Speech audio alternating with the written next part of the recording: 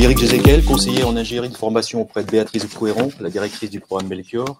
Et je suis très heureux de vous accueillir aujourd'hui pour cet échange d'1h30. Alors vous accueillir, vous, élèves du lycée Joliot-Curie de Nanterre et votre enseignante, Madame Bédier, mais aussi d'autres élèves, d'autres enseignantes, enseignants qui, nombreux, vont nous suivre en ligne. Donc très heureux de vous accueillir pour ce temps d'échange, avec les 4 auteurs que nous avons avec nous, dont les ouvrages ont été sélectionnés dans le cadre du prix lycéen Lire l'économie, un prix qui est décerné, qui est organisé par le ministère de l'Éducation nationale et de la jeunesse, le ministère de l'économie, des finances, de la souveraineté industrielle et numérique, et organisé en partenariat avec Lire la société, pour lequel je propose à Patricia de nous dire également quelques mots d'introduction.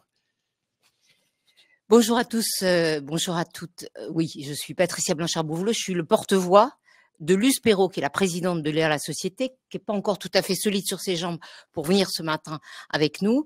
Mais donc merci à vous, Madame Bédier, à vous, élèves du lycée Joliot-Curie de Nanterre, à vous qui êtes en visio de toutes les régions de France, d'être là ce matin et d'avoir choisi peut-être la plus belle des spécialités, c'est l'ancienne journaliste économique et sociale qui vous le dit. Cette spécialité, elle est formidable parce qu'elle structure votre vie au quotidien, elle va construire votre avenir, c'est-à-dire ce qui fera demain votre avenir, changement climatique, souveraineté économique, alimentation. Donc oui, vous avez fait le bon choix et on est heureux avec Éric, avec Madame Couéron, avec notre partenaire Melchior et l'Institut de l'entreprise de vous offrir ce matin cette opportunité parce que vous avez devant vous des auteurs qui ont écrit, qui creusent, qui analysent, qui anticipent ce que l'avenir économique et social sera demain. C'est une chance incroyable. Donc, moi, j'ai juste envie de vous dire, allez-y, lâchez-vous, titillez-les, critiquez, posez les questions, allez-y, parce que le livre et ce prix lycéen qui vous a été présenté par Eric, c'est une opportunité incroyable d'aller plus loin, de comprendre, d'analyser calmement, et de faire cette rencontre. Je pense que ça vous laissera un bon souvenir. Alors, allez-y. Donc merci Patricia. Donc nous allons maintenant rentrer, je dirais, dans le vif du sujet au travers d'une table ronde qui va être animée par Frédéric Carluère, inspecteur général en sciences économiques et sociales, et puis donc les 4 auteurs qui sont avec nous. Donc d'abord Sarah Guillou, autrice de La souveraineté économique à l'épreuve de la mondialisation, aux éditions publiées aux éditions Duno. Olivier Alexandre, auteur de La tech quand la Silicon Valley refait le monde, publié aux éditions du Seuil, et un ouvrage coécrit par Harold Levrel et Antoine Mismer, L'économie face à la nature, de la prédation à la coévolution. Donc tout un programme, et je vous laisse la parole. Donc bonjour à toutes et tous, Frédéric Carluère, en effet inspecteur général des sciences économiques et sociales. C'est à moi que revient le rôle de modérer cette table ronde, donc avec nos 4 auteurs, dont un binôme donc qui devra se dissocier pour partager son temps dans un souci d'égalité. Bon, tout d'abord, ce que je vous propose pour rendre le format dynamique, c'est de vous laisser un temps, mais un temps restreint pour présenter cet ouvrage. On va dire 7 ou 8 minutes. À diviser par 2 pour Monsieur Mismer et Levrel. Je vous laisse la parole tout d'abord, Madame Guillaume. Est-ce que vous voulez que je me lève? Non, je pense non, parce que j'imagine que c'est pas très simple, mais je reste assise alors. Okay. Eh ben, merci beaucoup. Je suis très honorée d'être sélectionnée pour ce prix. Je remercie Lire la société. Je vous remercie à tous d'être là. Alors, je vais pas faire des remerciements trop longtemps parce que 8 minutes, c'est court pour présenter un livre. Et alors, ce que je vais essayer de dire, c'est des choses qui sont pas forcément que vous trouverez pas ailleurs. C'est-à-dire vous expliquer un peu la genèse de ce livre. Donc, le titre du livre, c'est La souveraineté économique à l'épreuve de la mondialisation. Alors, j'ai commencé à réfléchir, j'ai mis un peu de temps quand même à écrire ce livre, je dois quand même le reconnaître, et j'ai commencé d'abord à réfléchir au concept de patriotisme économique, qui est un concept qui était assez présent dans le débat politique français au moment où Arnaud Montebourg était ministre de l'économie et de la reconstruction industrielle. Donc c'était un grand projet et il parlait beaucoup de patriotisme économique et cette notion elle me chiffonnait un petit peu parce que je la trouvais potentiellement dangereuse, et je me demandais si il n'y avait pas plus un message politique qu'une réelle portée économique. Donc j'essayais de comprendre comment est-ce que ce concept, cette politique économique pouvait être cohérente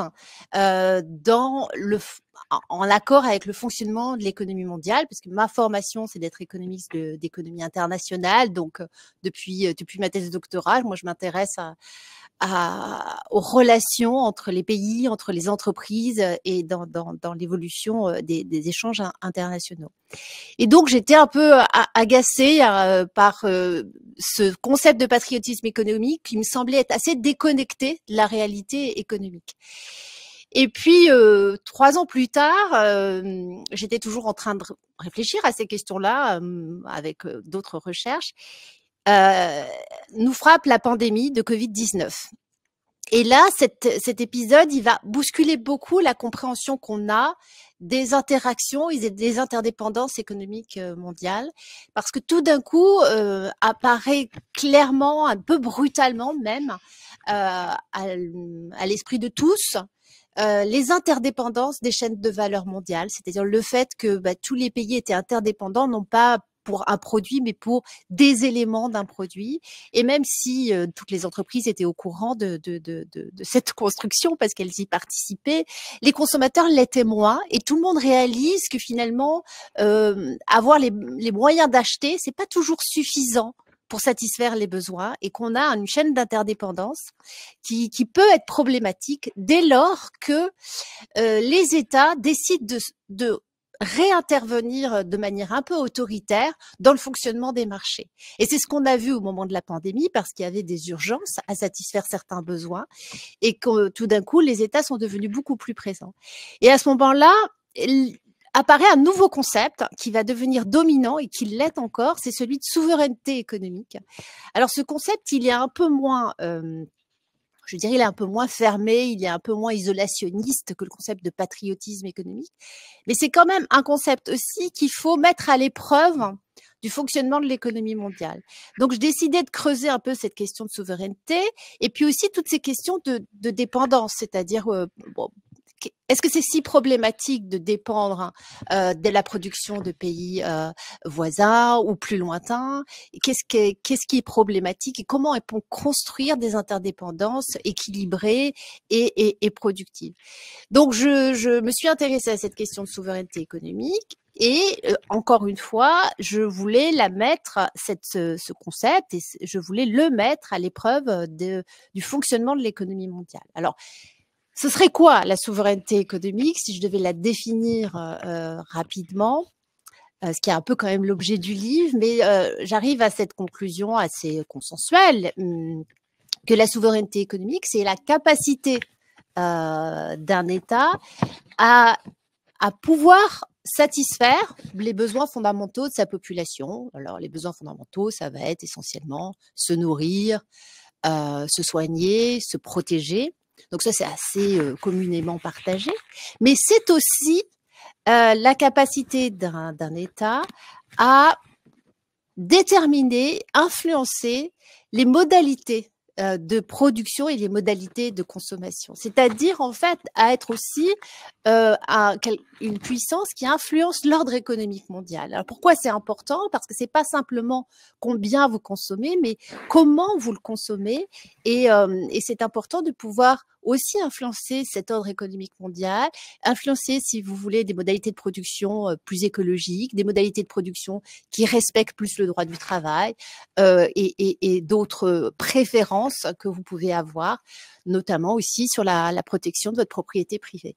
Et donc, la souveraineté économique, c'est plus que la puissance économique, ça va au-delà que la puissance économique. Il suffit pas d'avoir les moyens de tout acheter, il suffit pas d'avoir les moyens de tout produire, parce que ces deux objectifs, être capable de tout acheter ou être capable de tout produire, c'est économiquement, vous le verrez dans vos études en économie, c'est économiquement irrationnel, ça n'a pas de sens de vouloir tout produire et tout acheter.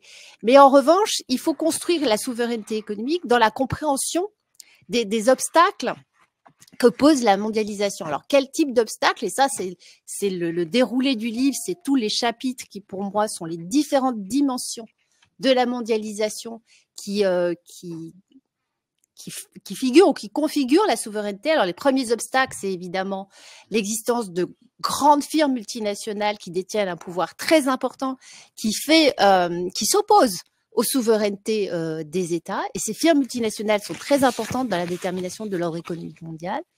La deuxième dimension de l'économie internationale, c'est la fragmentation des chaînes de valeur, donc qui a été très mise en avant au moment de la pandémie. Cette fragmentation des chaînes de valeur, elle dit qu'il n'y a pas de made in quelque part, c'est-à-dire qu'il n'y a pas un seul produit qui ne provienne que d'une seule provenance et qu'il faut comprendre ces chaînes d'interdépendance pour pouvoir mener les bonnes politiques. Ça, c'est le chapitre 2. Puis ensuite, j'aborde la question de l'optimisation fiscale qui est liée au pouvoir des multinationales, mais qui est aussi un problème pour la souveraineté économique, puisqu'on a ces grandes firmes multinationales qui se jouent en fait du territoire et qui vont optimiser fiscalement leur localisation pour pouvoir ensuite payer le moins d'impôts possible. Alors, ça peut être une logique rationnelle en économie, mais pour la souveraineté, ça peut être problématique parce que vous enlevez des ressources à l'État pour satisfaire les besoins économiques de sa population. Et ensuite, j'aborde la dimension européenne qui me semble à la fois quelque chose qui est un abandon de souveraineté quelque part pour les États membres, mais aussi qui permet une construction de souveraineté dans la polarisation de l'ordre économique mondial aujourd'hui. Vous avez la Chine, les États-Unis, et si on ne parie pas sur la dimension européenne, on aura des difficultés à construire avec vigueur et avec stabilité et robustesse une souveraineté économique. Donc, j'aborde la question de la dimension européenne. Et puis, les deux derniers chapitres, c'est l'avant-dernier, c'est sur les politiques industrielles, qui me semblent être les politiques par excellence de construction de la souveraineté économique. Donc, j'aborde les politique industrielle de la France, des États-Unis, même si les États-Unis s'en défendent, ils ont une vraie politique industrielle, et aussi de la Chine, qui est certainement le pays d'où est venue les modifications de toute la façon de penser les politiques industrielles aujourd'hui. La Chine donne beaucoup, en fait, le là sur les politiques industrielles.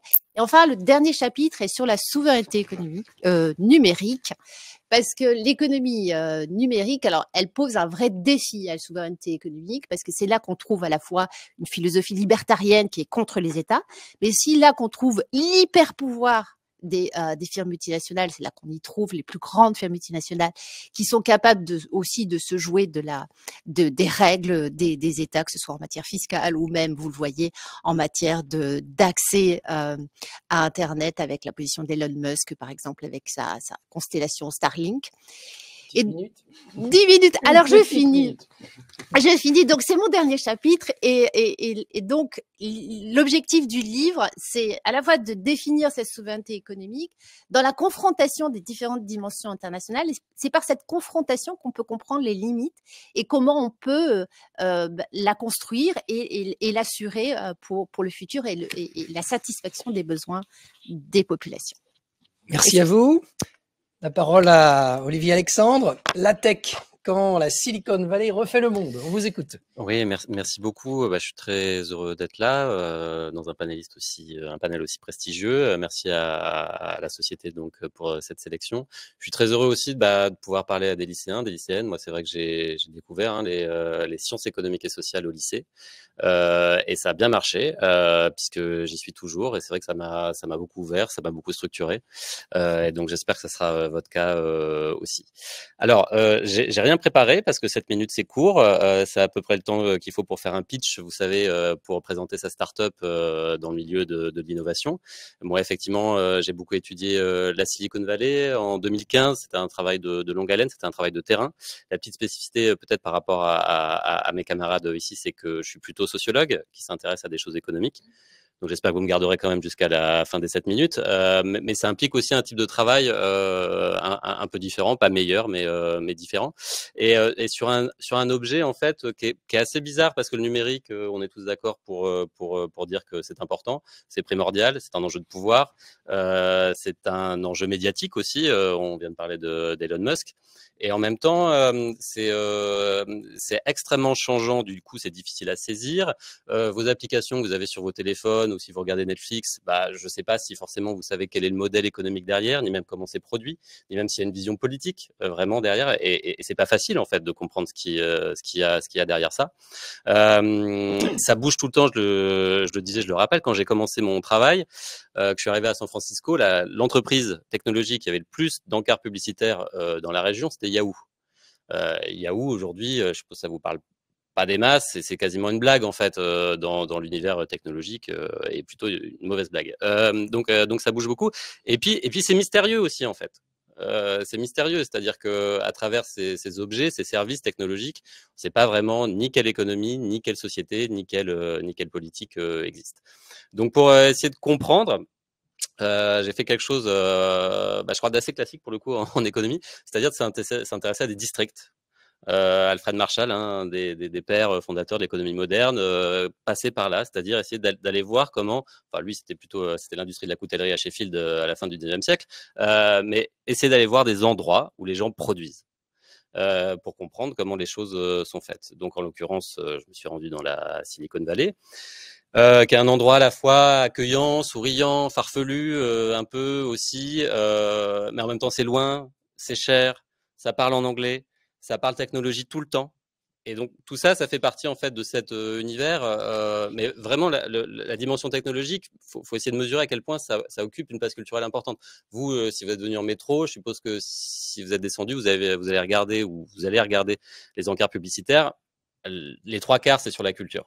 C'est du théâtre, c'est du cinéma, c'est du parfum, c'est des choses de ce type-là. Si vous allez dans la Silicon Valley, les 3/4 des encarts publicitaires, c'est l'univers des nouvelles technologies. Et donc, ça, c'est un premier élément. Le deuxième élément, c'est que dans la Silicon Valley, il y a des gens qui viennent du monde entier, en fait. C'est un petit peu, je parlais de culture, c'est un petit peu comme à Hollywood. À Hollywood, c'est pas juste des Américains, c'est des gens qui viennent du monde entier et du coup, qui font des produits pour le monde entier. Et ça aussi, ça implique tout un tas de choses où ils ont développé du coup une façon de communiquer extrêmement performante qui permet à des gens qui viennent de culture, d'histoire, de valeurs, de systèmes de valeurs extrêmement différents de pouvoir travailler ensemble. Et puis je parlais de la dimension un peu mystérieuse ou immatérielle. Ce qu'il faut comprendre aussi dans la Silicon Valley, c'est un centre de décision en fait. Parce que les usines ne sont plus là, elles sont plus là depuis les années 70 environ, mais par contre elles sont ailleurs.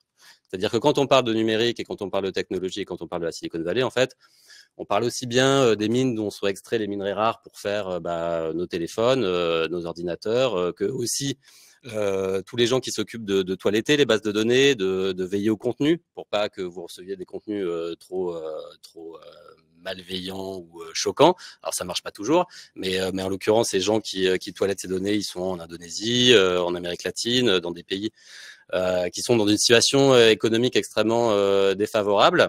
Et puis, en fait, au cœur de la chaîne, au bout de la chaîne, il y a ce centre de décision, de production. Et donc, du coup, je me suis intéressé dans le livre, c'est ce que j'ai essayé de présenter, à leur manière de travailler, à leur logique de travail, à pourquoi l'entrepreneur a une telle place, à pourquoi la start-up, ce qu'on appelle start-up, a une telle place, et puis aussi à bien mettre en lumière une dimension en fait qui est assez, je crois, mal connue des nouvelles technologies, c'est qu'en fait c'est extrêmement fragile les nouvelles technologies. C'est-à-dire, imaginez demain vous faites de l'entrepreneuriat, vous aurez 90% de chances de rater, votre entreprise elle aura 90% de chances de pas exister au bout de 5 ans. Et même si vous êtes développeur, data analyst ou designer, 90% du produit, y compris si vous travaillez chez Google et Facebook, risque de se faire supprimer de la marketplace, de l'offre de produits au bout d'un mois.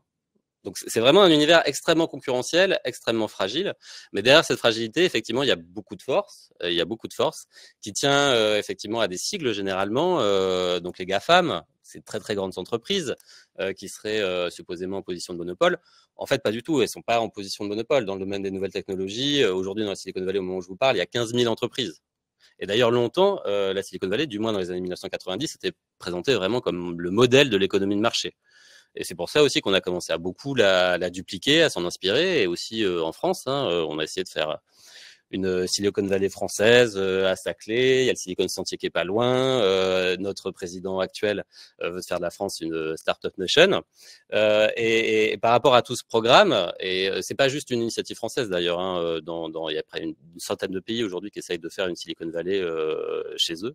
Moi, ce que j'ai essayé de faire, c'est de rappeler à quoi est née cette Silicon Valley en termes d'économie, puis aussi en termes d'impact sociaux, parce qu'en l'occurrence, dans la Silicon Valley, il y a, comme je le disais, beaucoup de réussites, mais aussi beaucoup d'échecs, il y a beaucoup d'inégalités sociales, et un modèle social qui se répercute en fait à l'échelle planétaire, globale, sans toujours qu'on en voit les effets. Parce qu'effectivement, quand on achète un téléphone, on ne sait pas ce qu'il y a derrière, on ne sait pas qu'il y a toute une chaîne en fait de travailleurs, et on le sait d'autant moins que le numérique arrive avec une promesse d'amélioration, de progrès en termes d'efficacité, mais aussi tend à court-circuiter tout un tas de leviers de mutualisation, de socialisation. Et c'est ça a même un nom, hein, l'ubérisation. Effectivement, et qui est un modèle très Silicon Valley, c'est-à-dire qu'on gagne tout un tas de choses en efficacité, en service, en capacité d'initiative, mais parfois on perd aussi sur d'autres plans, et notamment sur le plan de mutualisation dans des pays où on a mis en place ces politiques-là pendant 100 ans ou 150 ans. Une petite minute. Bien sûr. Et la chose la plus frappante, en fait, hein, et ce pourquoi moi j'ai passé beaucoup de temps à essayer de comprendre et ensuite à faire comprendre ce que les gens faisaient là-bas. Ce qui m'a beaucoup frappé, c'est qu'au-delà de ces questions de technologie, de formules provocatrices à la Elon Musk, je crois que le principal enjeu, quand même, c'est que quand on fait des technologies, quand on utilise des technologies, il y a toujours une politique derrière, une façon d'agencer des personnes ensemble.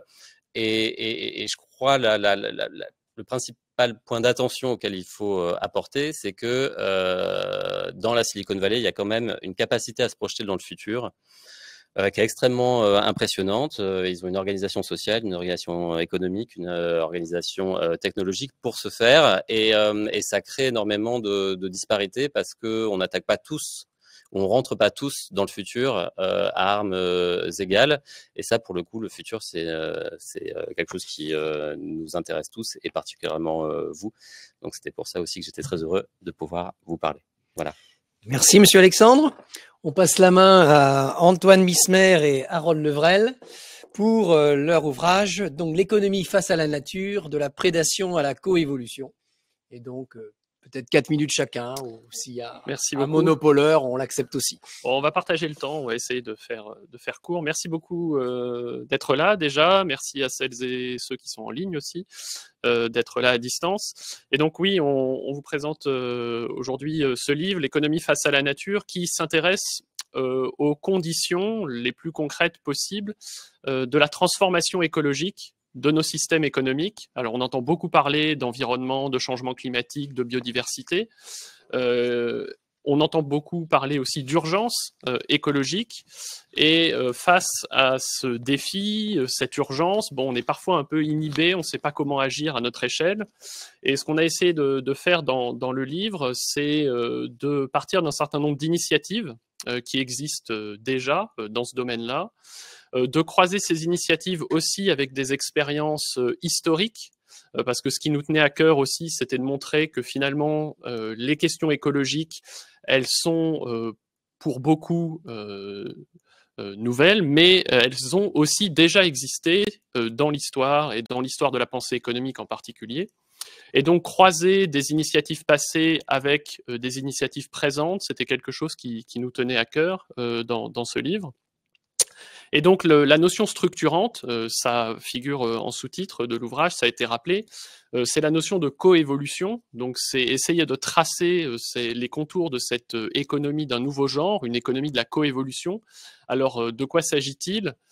Eh bien, c'est une forme d'économie qui ne part pas du principe que la nature est à la disposition des êtres humains, qu'elle peut être exploitée à l'infini, mais au contraire que ce qui est important dans l'avenir écologique de nos sociétés, c'est de penser surtout aux interactions entre les activités humaines et la nature, qu'il s'agisse des écosystèmes, des animaux, des végétaux, que finalement, en tant qu'être humain, toutes nos activités, et nos activités économiques aussi, dépendent beaucoup de la nature et qu'il faut reconnaître ces liens réciproques qui existent. Alors dans l'ouvrage, on a tracé 5 grands principes de cette économie de la coévolution, sur lesquels justement des initiatives concrètes peuvent être listées, recensées, promues aussi. Le premier de ces principes, ça tient un peu au travail des économistes et des décideurs publics, de dire il faut repenser notre façon de faire de l'économie de façon plus interdisciplinaire, en s'intéressant aussi à l'écologie, à la biologie, à toute une autre série de disciplines. Le deuxième grand principe, c'est de repenser notre façon de mesurer la richesse. On insiste beaucoup dans l'ouvrage sur la notion de dette écologique vis-à-vis de la nature qu'il faut prendre en considération. Le troisième grand principe, c'est celui de la façon de nous nourrir, en essayant de penser une agriculture plus respectueuse des sols et plus respectueuse du vivant dans son ensemble. Ensuite, quatrième principe, c'est faire une place à la biodiversité sauvage.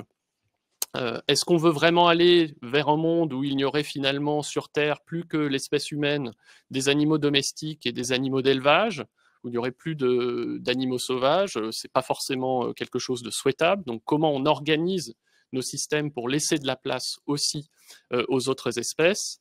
Et puis enfin, le dernier grand principe, c'est celui de la réforme du droit, c'est-à-dire quelles règles on se fixe collectivement vis-à-vis de la nature pour inciter tous les acteurs économiques à faire leur transformation écologique et aller vers un monde plus durable. Donc ces 5 grands principes ambitieux, tout un programme bien sûr, mais sur lesquels en fait il est possible de trouver dans l'histoire des sources d'inspiration et de trouver aujourd'hui dans la vie économique en train de se faire un certain nombre d'initiatives qui, prises ensemble, peuvent être suffisamment prometteuses pour la suite. Donc je vais peut-être laisser Harold donner quelques exemples concrets à ce sujet. Oui, merci pour cette invitation à participer à ce concours et pour cette occasion d'échanger effectivement avec des lycéens. Moi aussi, j'ai un très bon souvenir de mon lycée où j'avais pris l'option économique et sociale, donc je suis très heureux d'être ici. Donc pour compléter ce que vient de dire Antoine, ce que je pourrais ajouter, c'est que en fait, l'économie de la coévolution, ce qu'elle propose, c'est quand même une rupture par rapport à ce que nous, on appelle une économie de la production qui domine nos sociétés depuis plusieurs siècles maintenant et qui, quelque part, a conduit à domestiquer à tous les niveaux la nature. Évidemment, on a les élevages domestiques, on a les cultures, mais plus généralement, on a un rapport à la nature qui est un rapport de jardinier, un rapport voilà, vraiment d'exploitation. Et certes, on va continuer à exploiter la nature, mais pour autant, on va aussi devoir sans doute, si on veut considérer que la nature est plus qu'un objet, eh bien, repenser notre relation à cette dernière. Et c'est ça qui sans doute peut être intéressant aujourd'hui, c'est de voir la nature comme une solution aux problèmes auxquels on va devoir faire face, notamment les effets du réchauffement climatique. On sait que les phénomènes de submersion, d'événements de chaleur extrême vont augmenter. Et tous ces événements vont pouvoir être atténués grâce à la nature, en renaturant les côtes, en mettant dans les villes de la végétation, en utilisant la nature finalement comme un allié face à ces futurs problèmes. On sait aussi que dans l'agriculture, il va falloir renoncer à un certain nombre de solutions chimiques. Et là aussi, la nature va être un allié précieux. Mais ça ne suffit pas. Comme je le disais à l'instant, la nature, c'est aussi quelque part une entité vis-à-vis de laquelle on change d'éthique aujourd'hui. Pourquoi ? Parce qu'en fait, une majeure partie de la biodiversité est menacée d'extinction. On a 95%, si vous voulez, à titre d'illustration, 95% de la biomasse des mammifères terrestres qui est composée d'êtres humains, pour 35%, et d'animaux domestiques, pour 95%. Il reste 4-5% pour le reste de la planète. Ça semble assez choquant si on pense notre rapport à la nature d'un point de vue évolutif. Alors, il y a des signes qui montrent une prise de conscience, un changement de l'opinion publique vis-à-vis de ce sujet, et notamment le fait qu'on reconnaisse des droits à la nature pour elle-même. C'est le cas en France, à travers la loi de 2016 sur la reconquête de la biodiversité. C'est le cas aux États-Unis, mais aussi dans les pays du Sud. On retrouve en Inde, en Équateur, en Bolivie, la reconnaissance de droits à la nature, parfois en ayant recours à des registres qui sont associés à des éléments religieux comme Pachamama en Équateur ou la relation à une nature divine en Inde, et qui derrière, en fait, est donc un prétexte pour redonner une place nouvelle à cette nature. Une petite minute. Oui, alors cette place nouvelle, elle ne se fait pas sans difficulté. Et on sait aujourd'hui qu'il y a un certain nombre d'animaux qui prennent beaucoup de place, qui augmentent. En France, on a le cas du loup, on a le cas de l'ours, on a le cas des phoques aussi, hein, dont on parle un petit peu moins, le tigre en Inde, etc., qui sont en fait des animaux qui vont venir quelque part bousculer les systèmes économiques dans toutes leurs dimensions. Comment on mesure la valeur et la richesse dans ces territoires? Est-ce que effectivement ces espèces peuvent apporter des opportunités à ces territoires? Est-ce qu'on va réussir à cohabiter à travers des solutions qui misent sur des changements dans les règles d'usage et d'accès à certains espaces? On va devoir partager. Ça se décrète pas, ça s'organise à travers des innovations techniques, à travers des changements culturels, à travers comme je le disais à l'instant, des règles qui vont former un nouveau contrat naturel. C'est en tout cas ce qu'on considère comme étant quelque chose qui peut dessiner un avenir intéressant dans la cohabitation avec le reste de la nature. Et donc, c'est effectivement, comme l'a décrit Antoine, des solutions autour de ce nouveau contrat naturel qu'on a essayé de travailler à travers les différents chapitres de cet ouvrage. Merci à vous de cette courte présentation dans laquelle il faut pouvoir se glisser. Donc un petit rappel, dans le cadre donc du prix lycéen Lire l'économie, l'Inspection générale de sciences économiques et sociales et d'économie-gestion a pré-retenu vos 3 ouvrages et maintenant ce sont les lycéens qui ont la main pour voter, donc en lien avec Lire la société. Alors, vous voyez, on a 3 ouvrages très différents, 4 auteurs, des profils d'auteurs aussi eux-mêmes différents, même si vous avez en commun d'être rattachés à des centres de recherche prestigieux, hein, le CNRS, Sciences Po, l'OFCE, le CIRED. Donc, charge à moi, dans cette matinée, dans l'heure qui vient, de réaliser une synthèse. Les économistes ont prétendu qu'il y avait des économistes de la synthèse. Je ne pense pas que les sociologues se soient targués de cette catégorie.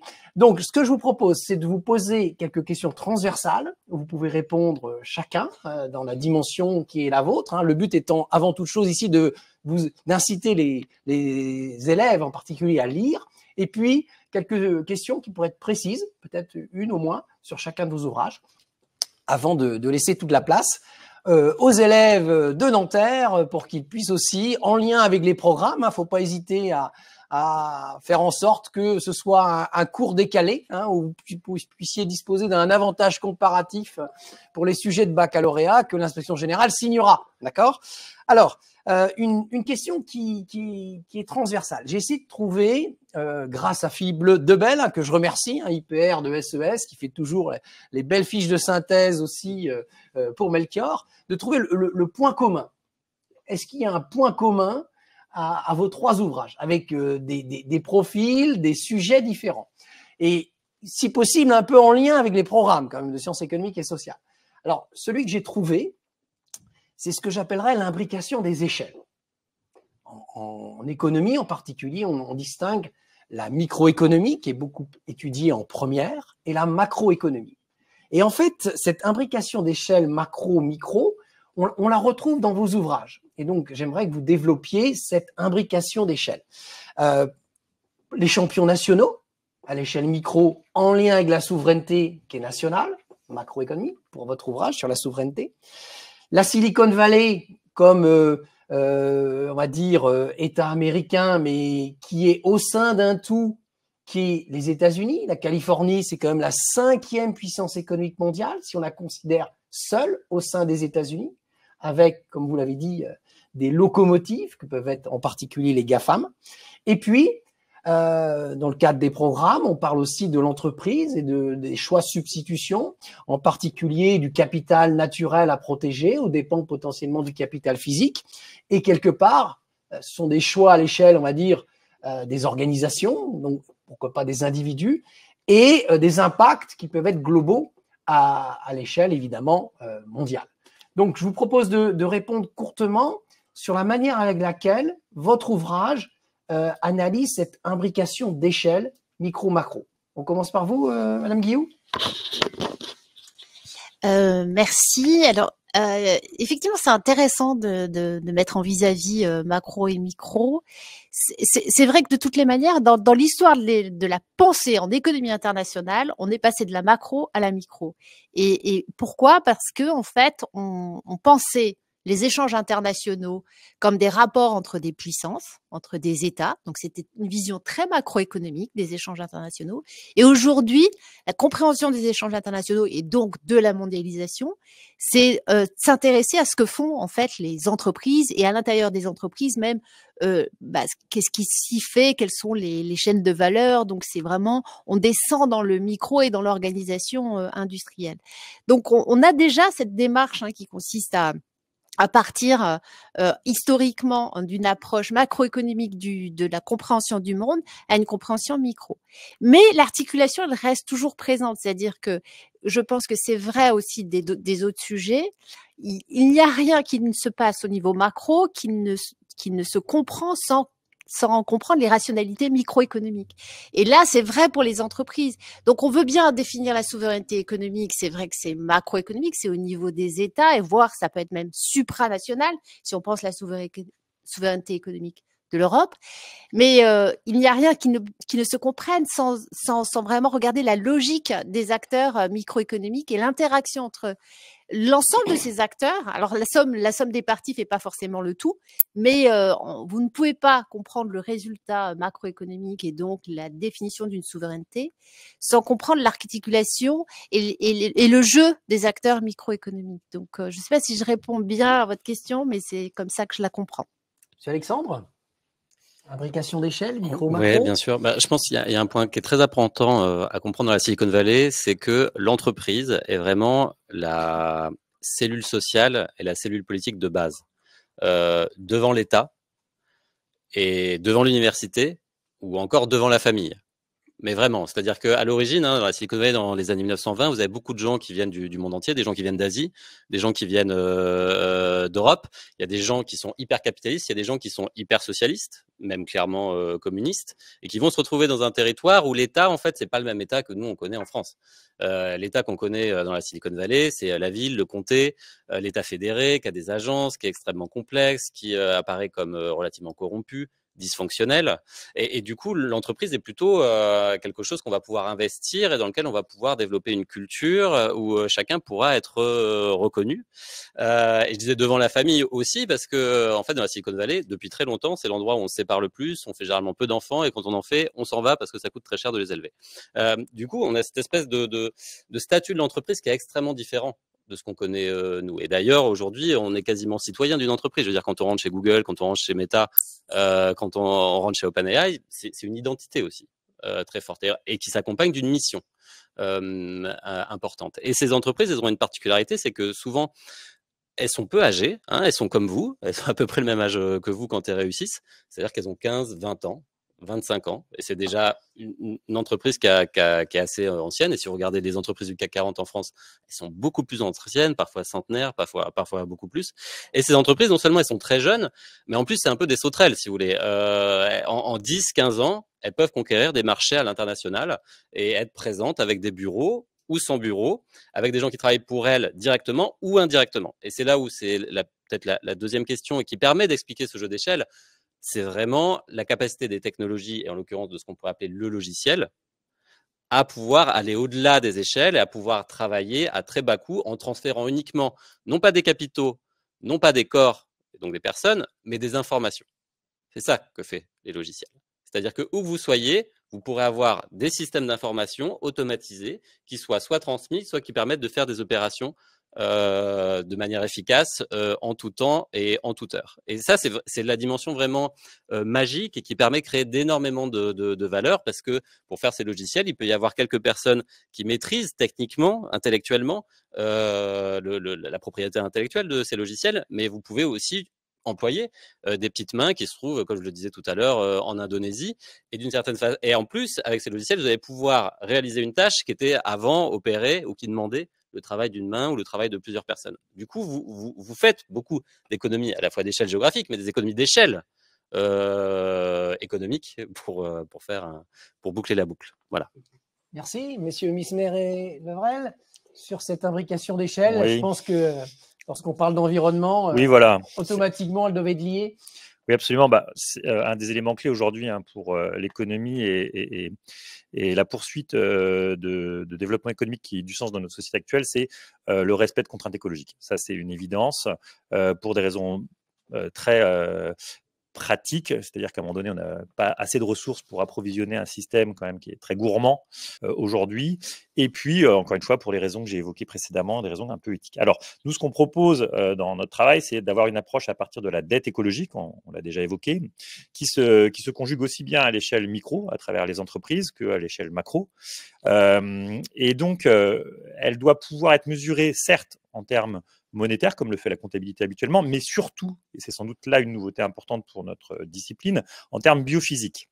C'est-à-dire qu'il faut à un moment donné comprendre les bilans biophysiques de nos activités économiques.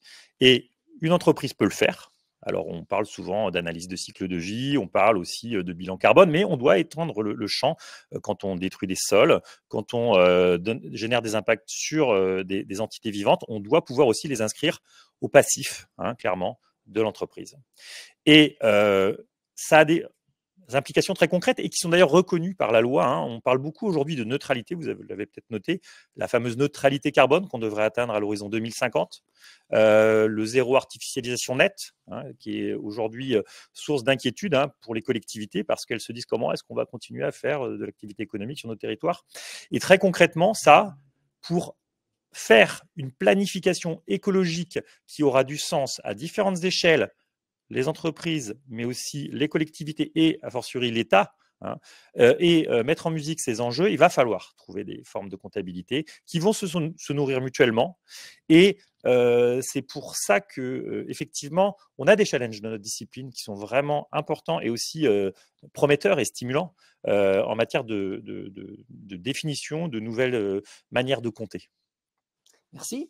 Alors, je vous propose maintenant de poser une question propre à chacun et on envisagera une autre question qui est plus commune. Commençons par vous, Madame Guilloux, sur la souveraineté.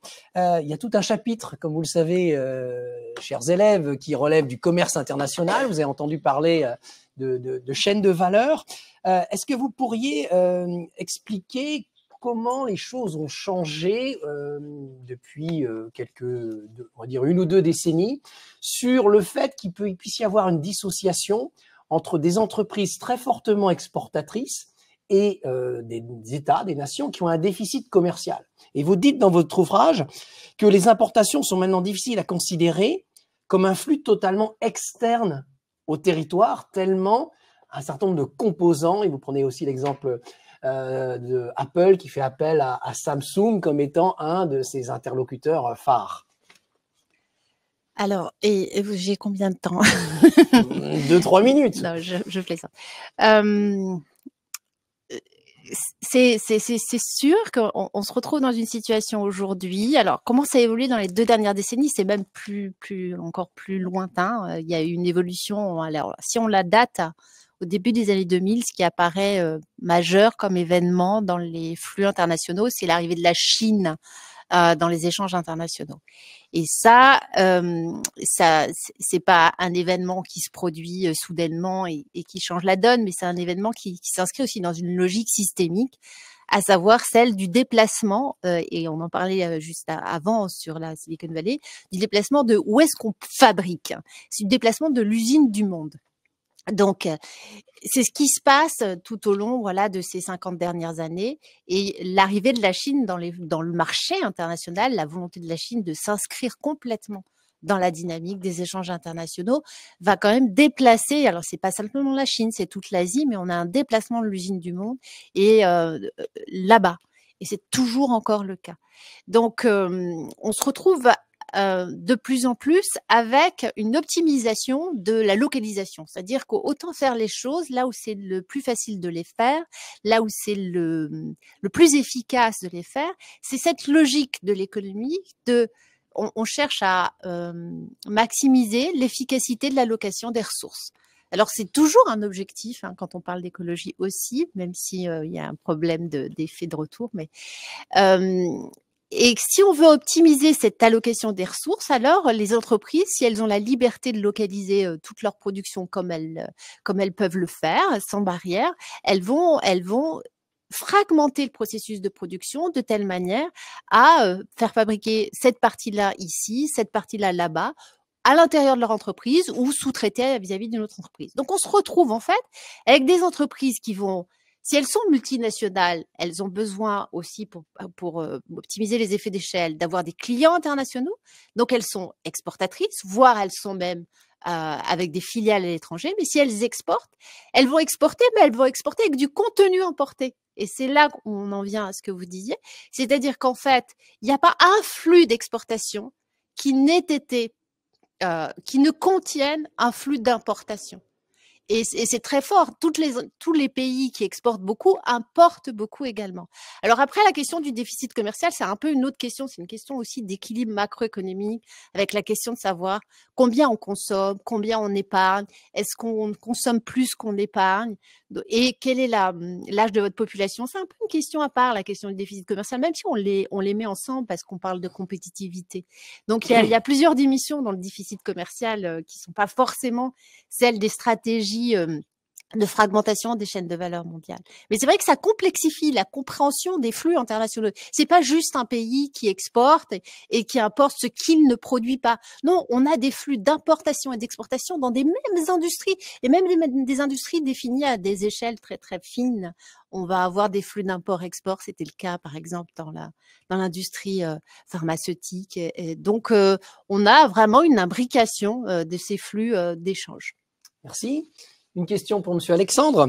Donc, toujours sur la tech, quand la Silicon Valley refait le monde. J'aimerais que vous nous parliez de Burning Man. Donc, votre vision, on va dire, de sociologue, mais vous parlez de Burning Man Project, c'est-à-dire en lien avec Google. Et donc, il y a tout un chapitre en terminale sur les mutations du travail, l'évolution des organisations. Et dans quelle mesure, justement, votre regard à plus de sociologue, cette fois-ci, parvient à analyser les mutations de l'entreprise d'aujourd'hui. Est-ce que vous voyez ce que c'est le Burning Man? Vous tous? Non? Si vous pouvez lever la main, vous voyez ce que c'est? Non, vous voyez pas ce que c'est. C'est un festival qui a lieu à chaque fin d'été. Dans le désert du Nevada, c'est une semaine, c'est début septembre, au moment de la fête du travail aux États-Unis. Et quand je dis désert du Nevada, c'est vraiment un désert, mais c'est pas un désert avec du sable fin, c'est un désert avec de la poussière en fait, et de la poussière en plus qui est acide. C'est-à-dire, parfois on voit des gens, ce qu'on appelle des virgins, des gens qui vont pour la première fois au Burning Man, on les voit marcher pieds nus. Et ça, c'est des gens qui, dans 2 jours après, ils seront dans leur tente avec les pieds inflammés. Et c'est un endroit où il n'y a aucune infrastructure. Il n'y a rien. Donc, les gens doivent arriver. Et il y a 2 types de stratégies. Il y a des gens qui arrivent avec un camp et il y a des gens qui arrivent tout seuls. C'est 50%, 50%.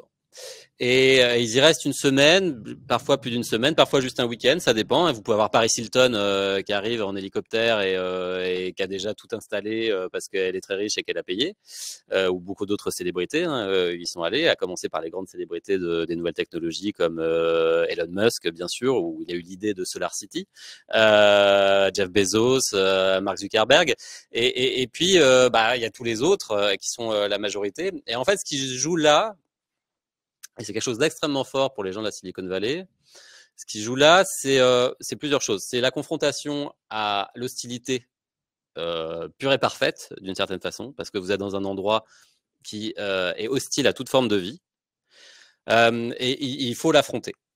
Il faut l'affronter, notamment parce qu'il y a énormément d'incertitudes, parce que rien ne va marcher, parce qu'il faut être complètement autonome, et ça c'est un point important, il va falloir être autonome en eau, en nourriture, il va falloir parfois pas dormir, d'autant plus que les gens, ils font des projets d'une part et ils font la fête d'autre part.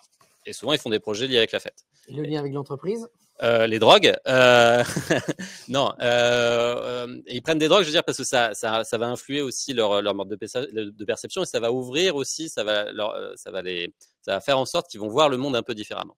Et en fait, l'entreprise, le lien avec l'entreprise, c'est qu'il y a beaucoup de gens qui y vont pour avoir des idées, il y a beaucoup de gens qui y vont avec leur propre entreprise parce que c'est un moyen de faire collectif et de faire collectif qui soit un collectif autonome. C'est-à-dire qu'il s'agit de trouver des solutions tout de suite par rapport à un environnement qui est extrêmement changeant et de trouver des solutions par rapport à votre entreprise. Et ça, c'est extrêmement formateur pour les entrepreneurs et les entrepreneuses.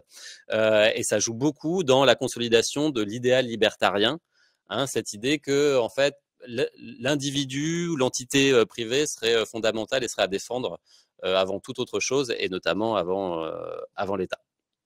Merci. Donc une question aussi plus spécifique à l'ouvrage de messieurs Mismer et Levrel, donc sur l'économie face à la nature.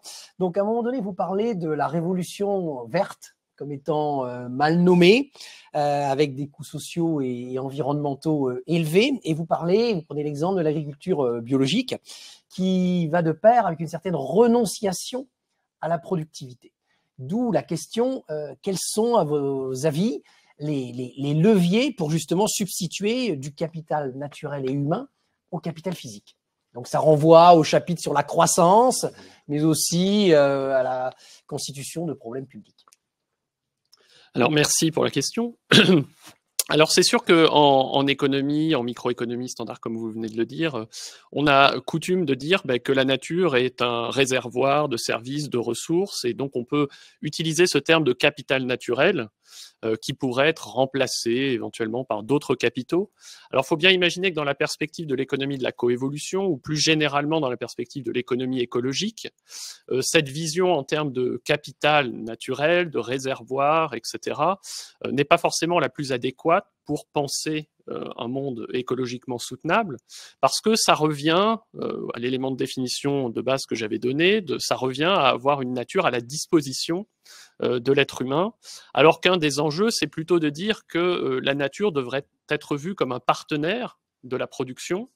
Et de la même façon, par exemple, que dans une économie, vous avez des employés, des ouvriers qui fournissent un travail pour une activité économique, et la nature, elle aussi, fournit un travail qui peut être utile. Et donc, elle est, en ce sens-là, aussi coproductrice des biens et services qu'on a à disposition. Et donc, à partir de là, ça n'a plus forcément le même sens de parler de substitution d'un capital par un autre, parce que la nature change de statut en microéconomie. Alors, pour revenir rapidement sur l'exemple que vous donnez de l'agriculture et de la révolution soi-disant verte des années 50-60, qui était en fait le passage à une agriculture intensive, très mécanisée, avec beaucoup d'intrants chimiques, donc qui n'était pas très verte, pour le dire brièvement.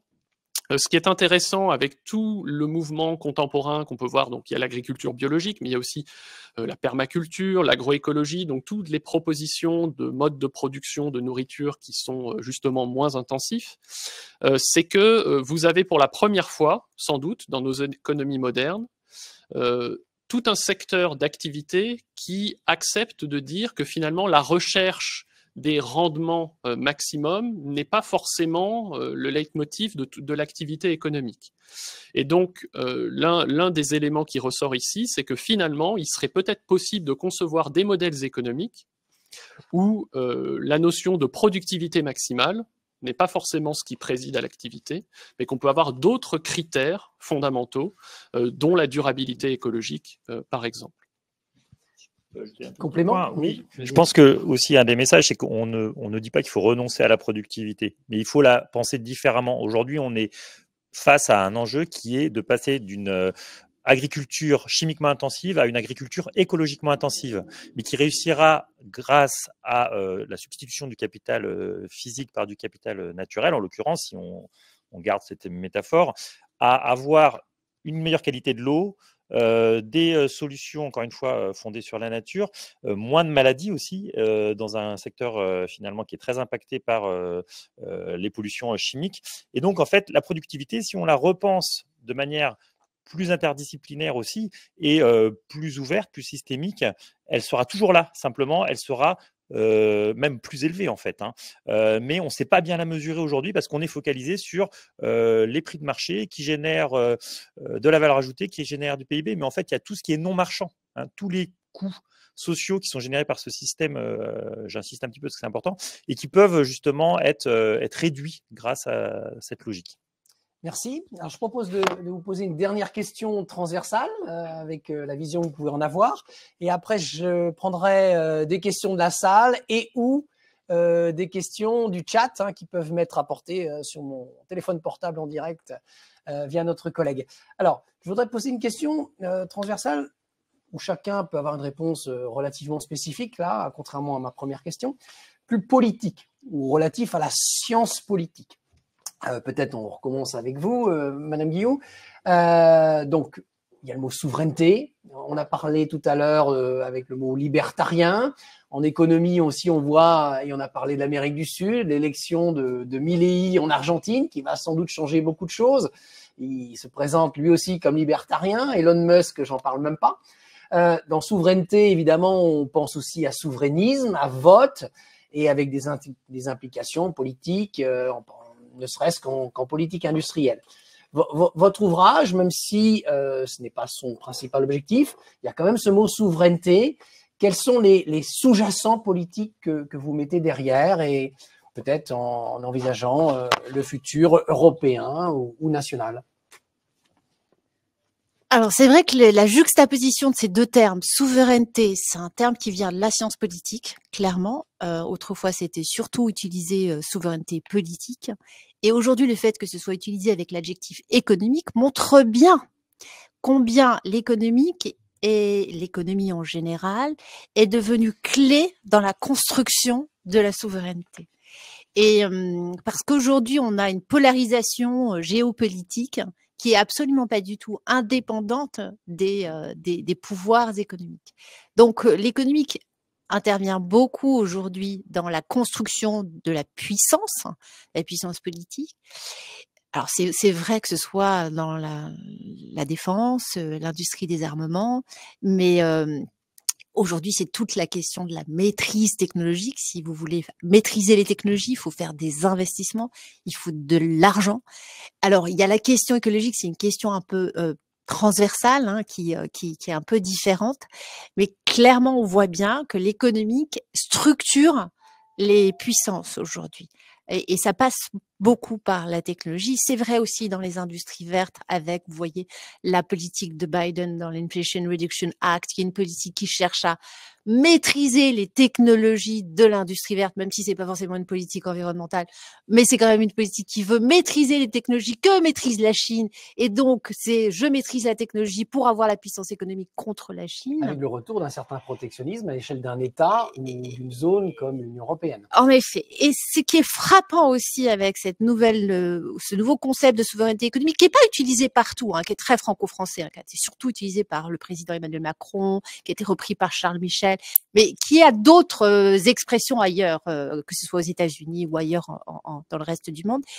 Ce qui est frappant, c'est aussi le retour du politique dans l'économie. Et ça, c'est vraiment quelque chose qui est marqué par le Covid-19 et les enjeux aujourd'hui politiques obligent en fait à ce que le politique réintervienne. Donc, l'économie de marché, l'économie libérale sans intervention de l'État, aujourd'hui, on est dans un nouveau paradigme où le politique intervient de plus en plus dans le fonctionnement des marchés.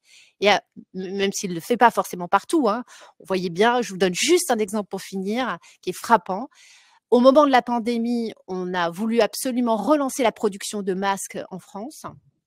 Donc, l'État est intervenu pour soutenir, pour produire même la production de masques, en laissant entendre que jamais au grand jamais on serait repris comme ça de manière par surprise à être en manque de ce produit fondamental dans une situation de pandémie. Aujourd'hui, on lit dans la presse que nos producteurs et nos usines de masques vont fermer parce que justement, le marché a repris ses droits et que la plupart même les collectivités publiques commandent des masques à l'étranger et les importent parce qu'il y a une histoire de coûts et de prix qui jouent. Donc, c'est vrai que le marché peut reprendre ses droits, mais donc là, c'est un contre-exemple.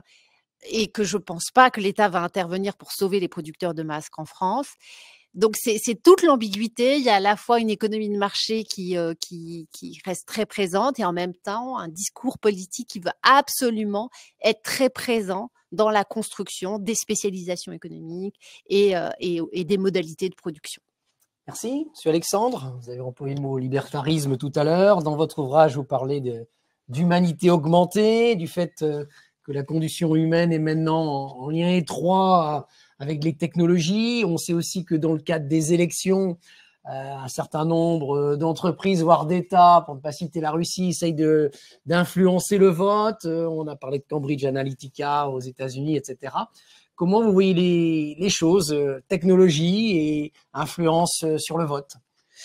C'est une question très compliquée parce qu'effectivement, on est dans une période un peu enfin, on est complètement dans une période de guerre, de renationalisation de politique industrielle, où chaque pays est en concurrence, les États-Unis avec la Chine, l'Europe avec la Chine et les États-Unis, la Russie qui dit qu'ils veulent aussi être une puissance numérique et technologique, l'Angleterre maintenant qui ne fait plus partie de l'Union européenne, qui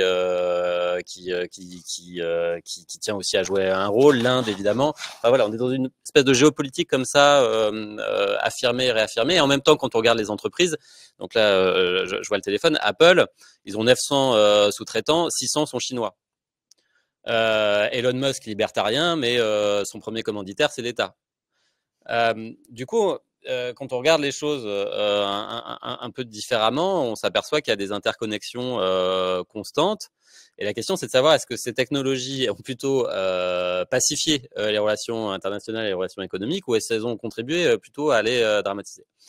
C'est une question ouverte, c'était une promesse quand même originale, hein. C'était une des utopies du numérique, de permettre une démocratisation, une meilleure information, une pacification, un enrichissement aussi mutuel.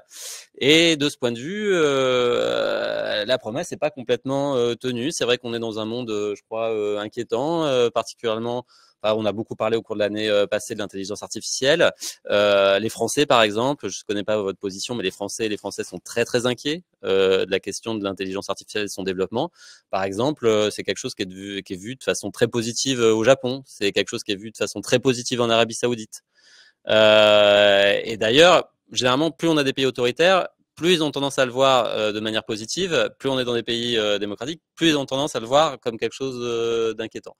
Donc, qu'est-ce que ça veut dire, ou qu'est-ce que plutôt plus exactement quelle politique on pourrait conduire? Je pense qu'il faut essayer de prendre les idéaux des technologies de la Silicon Valley au sérieux, en considérant que c'est une question de rapport au futur en fait. Les nouvelles technologies, c'est vraiment fondamentalement une question de rapport au futur, et que du coup, il faut essayer de les penser comme ça, de se demander qu'est-ce qu'on peut en faire, qu'est-ce qu'on veut en faire, quel monde ça va faire dans 20 ou 30 ans, et y compris en termes environnementaux, en termes de santé, en termes de réduction de la pauvreté. Et puis, c'est une question aussi, et ça, c'est dès le départ un des idéaux de la Silicon Valley, c'est une question qui doit être très individuelle, et chacun doit être capable de s'emparer de ces technologies, et y compris à l'école, y compris quand on est lycéen. Et donc là, je crois qu'il y a aussi pas mal de travail à faire. Messieurs Mismer-Levrel, sur ce volet politique, vous avez parlé de droit, donc de sciences politiques. Automatiquement, les élèves ont écho à un moment donné de ces rapports de force à l'échelle internationale, du rôle des COP et du fait que finalement, il n'y a pas bien souvent les résultats escomptés, des rapports de force politiques qui s'y jouent, le rôle des Émirats dans un proche futur. Qu'est-ce que vous pouvez dire sur ce lien politique et environnement? Alors déjà, je pense que par rapport aux 5 grands principes que j'énonçais en introduction, en fait, la dimension politique, elle apparaît sur plusieurs de ces grands principes. Alors l'exemple peut-être le plus clair, c'est la question des droits que confère à la nature, parce que forcément la nature, elle n'a pas une voix dans le débat politique d'elle-même jusqu'à présent, mais bien sûr il y a des entités humaines qui vont pouvoir représenter ces droits de la nature, et donc un investissement dans le politique de la représentation de la nature dans les délibérations publiques. Donc, l'un des enjeux de cette économie de la coévolution et de son ouverture interdisciplinaire, c'est aussi d'en appeler à la science politique et à toute une série d'enjeux qui sont afférents à ce politique. Alors pourquoi? Parce que j'ai présenté ces principes l'avènement d'une société plus écologique, de modes de production plus écologiques, de modes de vie plus écologiques, ça ne se fait pas en un claquement de doigts via des leviers purement technologiques ou économiques. Il y a forcément des intérêts politiques derrière. Certains ont intérêt à la transition, d'autres n'ont pas intérêt à la transition. Et donc, il y a aussi des rapports de force. Et donc, une des questions qu'on a assez régulièrement quand on est amené à discuter de cet ouvrage, c'est à l'échelle individuelle de chaque citoyen ou de vous, de chaque élève, qu'est-ce qu'on peut faire pour la transition écologique?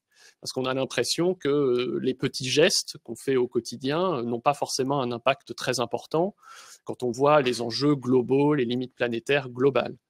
Et ce qu'il faut avoir en tête, c'est que ces petits gestes peuvent avoir certes une utilité, mais pour avoir une montée en échelle et pour que cette transformation écologique soit pleine et entière, c'est là que le politique intervient. C'est-à-dire en tant que citoyen, chacun peut s'investir aussi politiquement dans des associations locales, dans de l'éducation au développement durable, etc. Et faire changer les choses, mais pas par le biais de son comportement de consommation, qui est un levier mais relativement étroit, mais par, au contraire, des leviers d'engagement citoyen plus significatifs.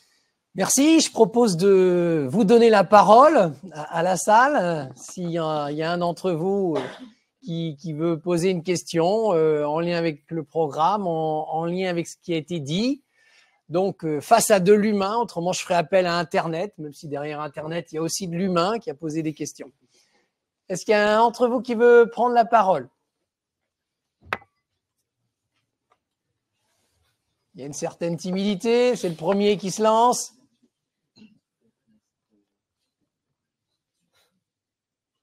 Il y a un porte-parole de la classe ou il est tétanisé? Non, pas de questions spontanées? Oui? Non, ça discute entre vous? Non, pas de questions? Alors, je vais en prendre je vous relance à la perche dans 5 minutes. Donc, des questions qui me sont remontées via le chat. Il y a une question, alors on vous écoute. Priorité au présentiel.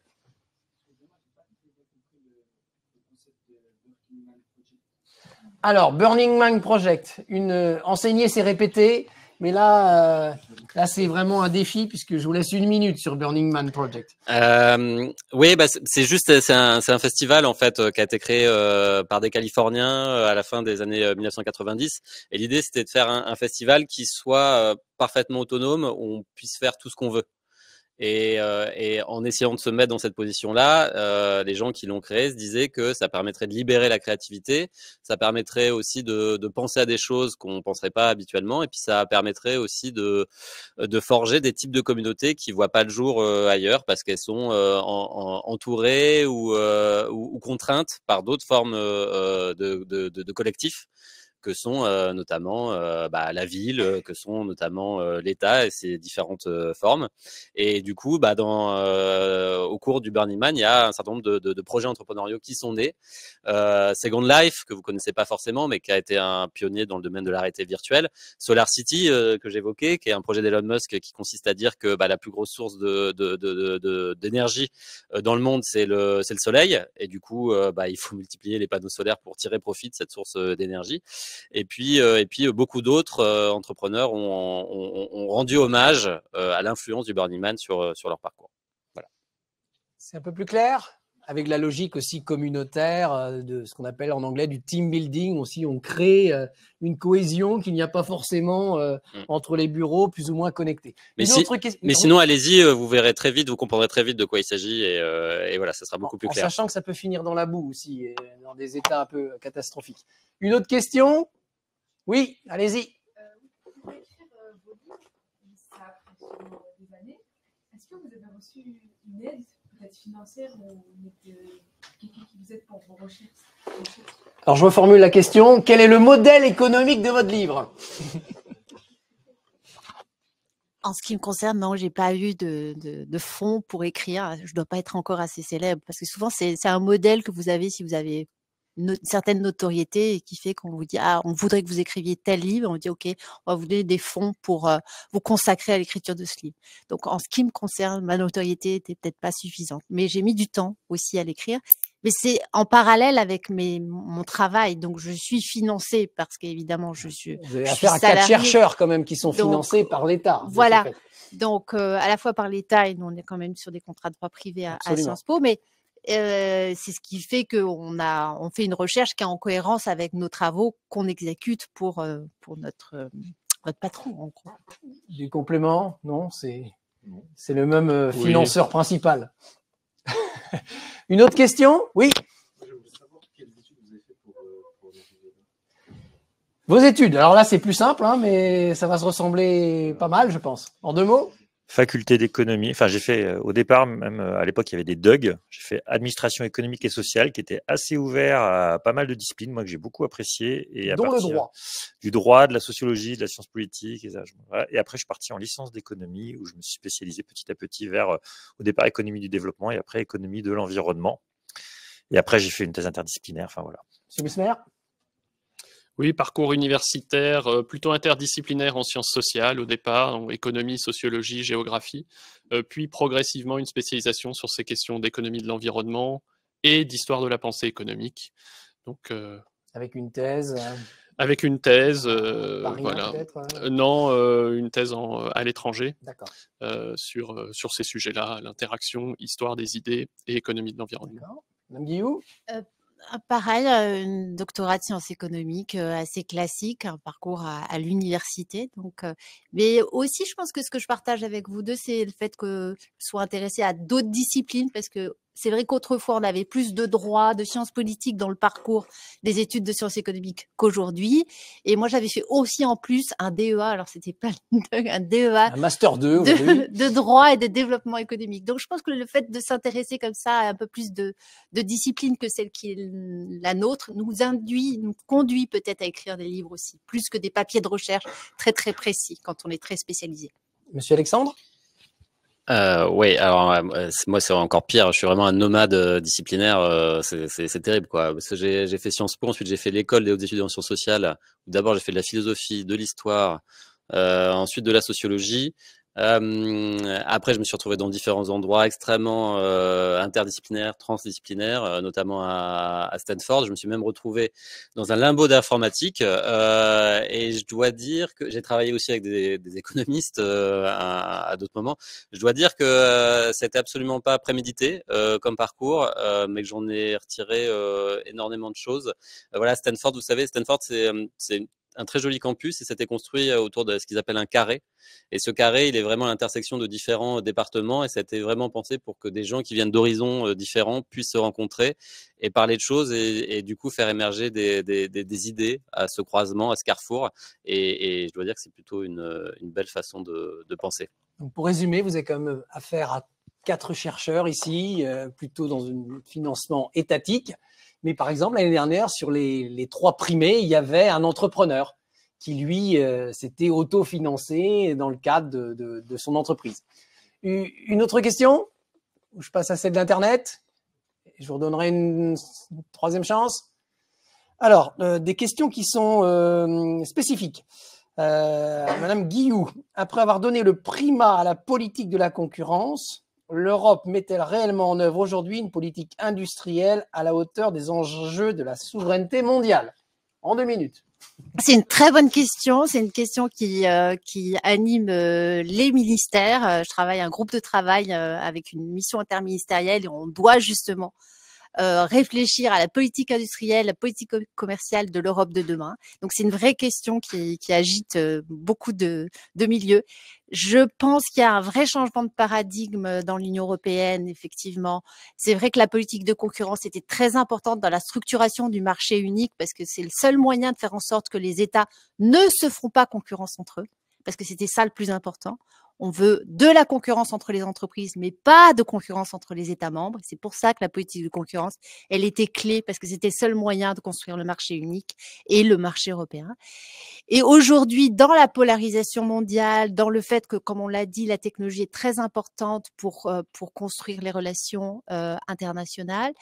Et puis aussi parce que, comme je l'ai dit, la Chine donne le là en matière de politique industrielle. Les États-Unis finissent par suivre parce qu'ils se sont quand même engagés dans une politique industrielle très volontariste. L'Europe est obligée de comprendre que le monde a changé et de considérer aussi qu'elle ne peut pas être simplement un continent toujours à promouvoir l'ouverture alors que personne ne respecte la règle et les règles de l'OMC. Donc l'Europe réfléchit à trouver, et sa stratégie, pour la résumer, son concept est très parlant, c'est l'autonomie stratégique ouverte. Donc c'est un concept à la fois très équilibré, propre à l'Europe, mais qu'il faut qu'elle arrive à défendre dans un monde qui tend plutôt à se refermer sur des logiques très nationales. Merci. Une autre question avant que j'évoque éventuellement celles qui sont ciblées. Oui. C'est quoi les sources de données ou les méthodes de recherche que vous avez utilisées? Alors, votre matériau empirique qui vous a permis de produire cet ouvrage en quelques instants les uns les autres. Oui, moi de mon côté, je travaille beaucoup sur du terrain. En fait, par exemple, j'ai travaillé sur le réensauvagement de la Californie à travers l'explosion, on peut dire ça comme ça, du nombre de lions de mer, qui est une espèce qui n'est plus chassée, qui est protégée depuis les années après-guerre, mais surtout depuis les années 70, et donc a fait exploser la population. Et donc, je regarde en fait comment les gens se sont adaptés, parce qu'en fait, on en retrouve partout, dans les ports, sur les plages, évidemment dans les estuaires et en mer, avec des problèmes de cohabitation, dont je parlais de ça tout à l'heure. Et donc, je regarde comment les gens cohabitent, est-ce qu'ils ont évolué, parce que ça crée plein de problèmes. Donc, quelles sont les règles qu'ils ont adoptées, etc. Donc, je fais des entretiens, je lis des articles sur le sujet. Je regarde aussi des journaux locaux, parce qu'en fait, ils vont parler des conflits entre les personnes et, par exemple, leurs pratiques. Voilà. Et donc, c'est tout un ensemble de matériaux très différents. Et puis, quand on a des données statistiques, on vient compléter ça par des analyses un peu quantitatives qui vont permettre d'approfondir des sujets ou de conforter des hypothèses qu'on a eues sur le terrain. Et puis, on fait des allers-retours entre le terrain et puis les recherches. Voilà. En 2 mots, les autres, le matériau empirique? Alors moi, il y a toutes les données classiques internationales qu'on peut trouver dans les grands organismes internationaux, d'import, export, de flux internationaux.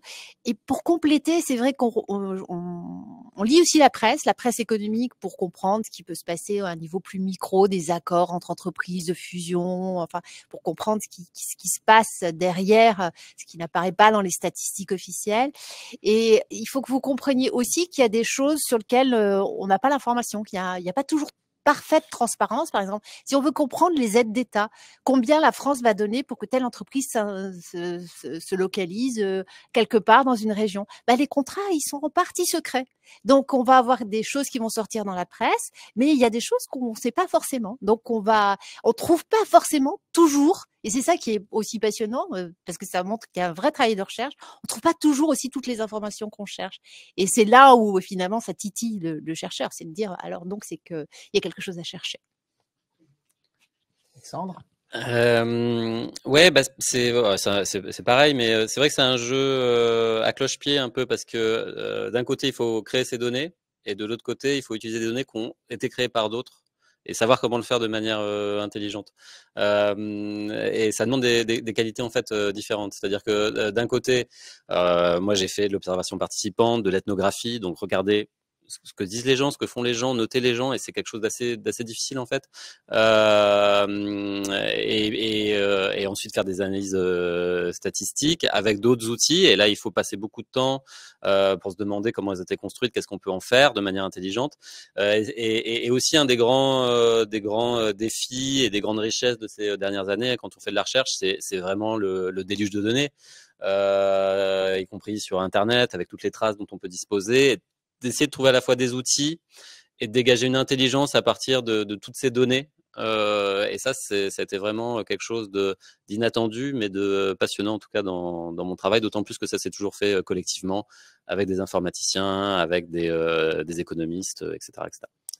Question spécifique Internet, puisqu'il en faut une chacun, par souci d'équité.